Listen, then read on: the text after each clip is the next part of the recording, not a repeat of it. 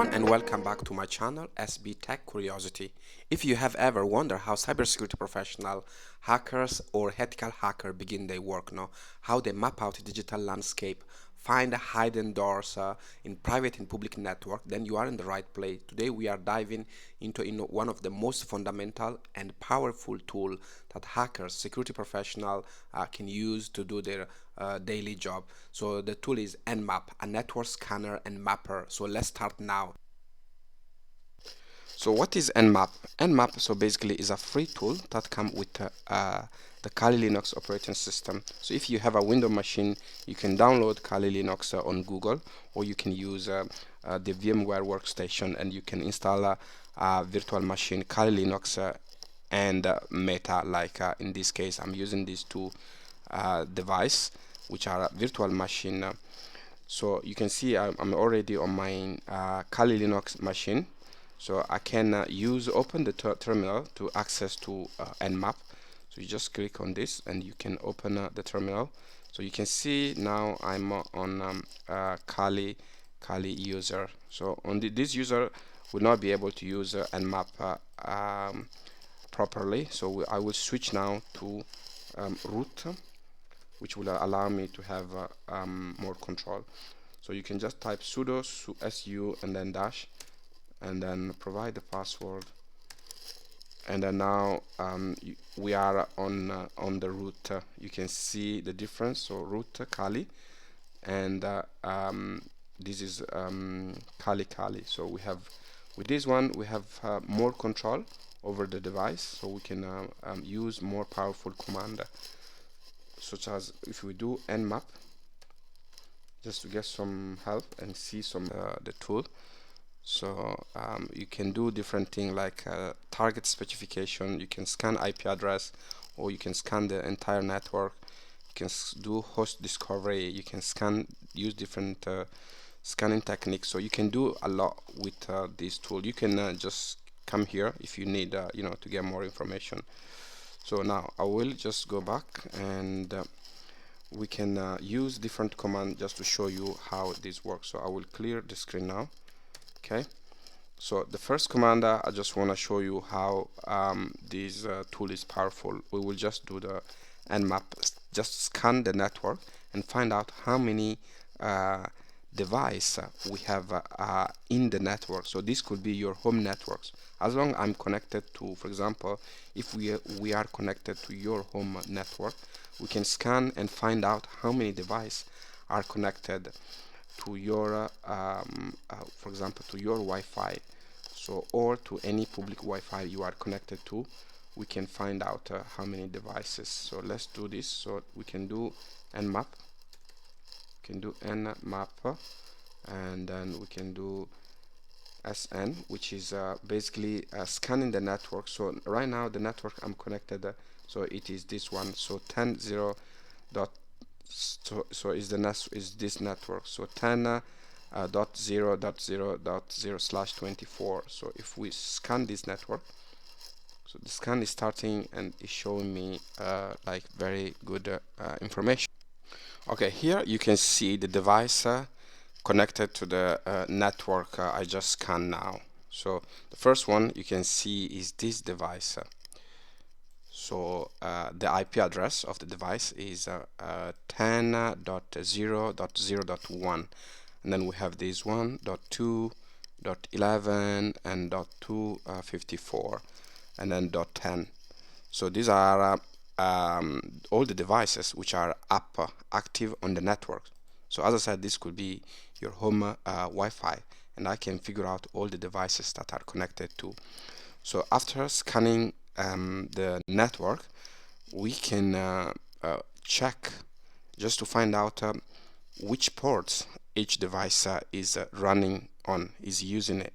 So let's scan, let's do a different type of scan to find out the port which are open. So let's do Nmap. So we can run the same command and change this to SS. Okay, so this command basically is going to run, is just doing an ARP scan. So it's scanning the network and is bringing out all the device connected, and also is bringing all the port which are open. And you can see here it's a different type of scan compared to the SN. So the SS scan is a different type of scan. This type of scan is called, we call it ARP scan, address resolution protocol. Basically, this means the scan is not going to go over the subnet we are in. I will show you quickly this in what I mean. So if you have some understanding of network, it's going to be easy. If not, yeah, you have to study network before. So we can say this is a subnet with a PC1, and then we have another PC2, for example, and then we have another subnet, okay, PC3, and then we have a PC4.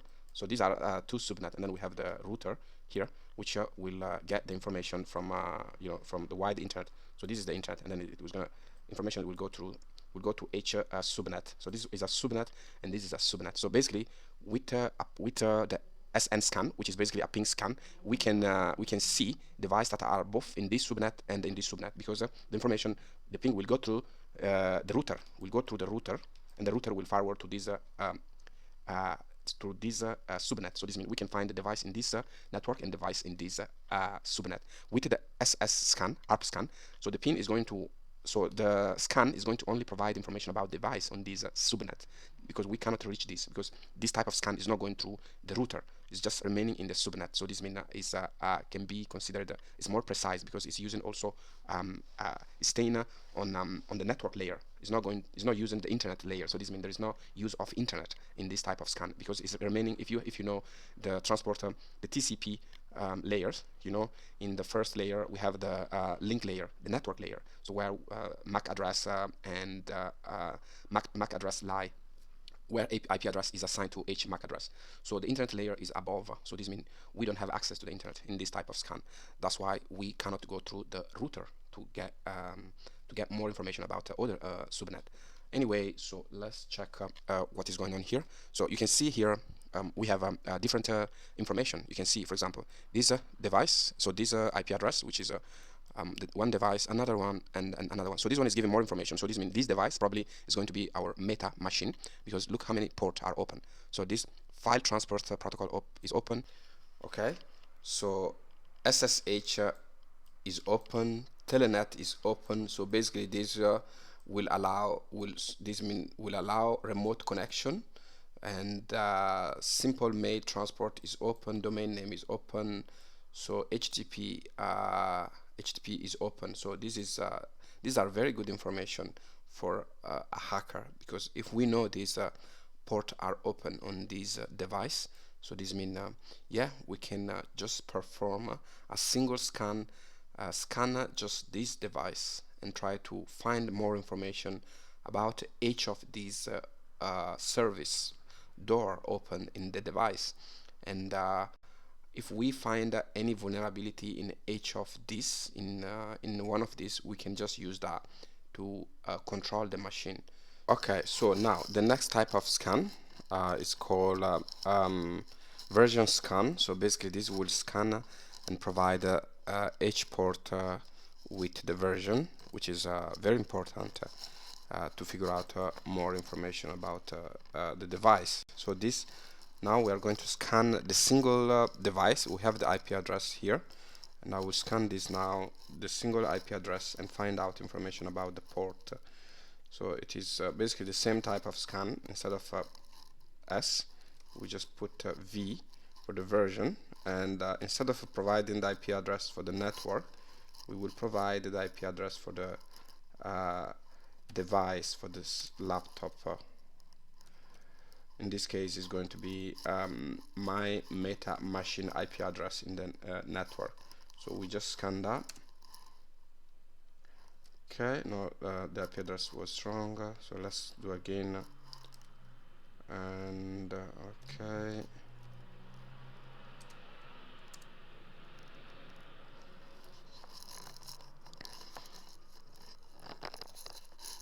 okay, so now it's scanning. This is going to take a little bit, because it's going to find out all information about the version, about the version of each service. You can see here, so now we have service, and then we have the version.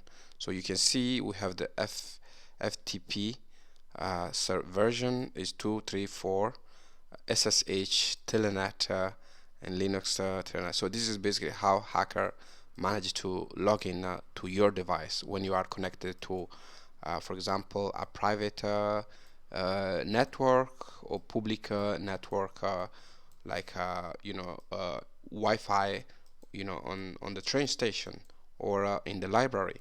So they can just get your IP address, and then later on they can find out all the port open on your device, and then they can find out the version of each service. Like Telenet is used to is used for a remote connection. This is very dangerous if this is open, so somebody can use these to log into your device remotely. And this is SSH file transport. So basically these are open door listening for information to come in. So they are very dangerous when they are open and hacker can use them. So now the next step should be to get the version of this one, and you can just Google it, and then you will find out because each software version come out with different vulnerability. So we can just copy this version, and then we can open Firefox, and we can do search, Google search, and find out about the vulnerability connected to this version, and then we can perform different attacks. So I will demonstrate these in the probably in the next video. Yeah, stay tuned, and see you in the next one.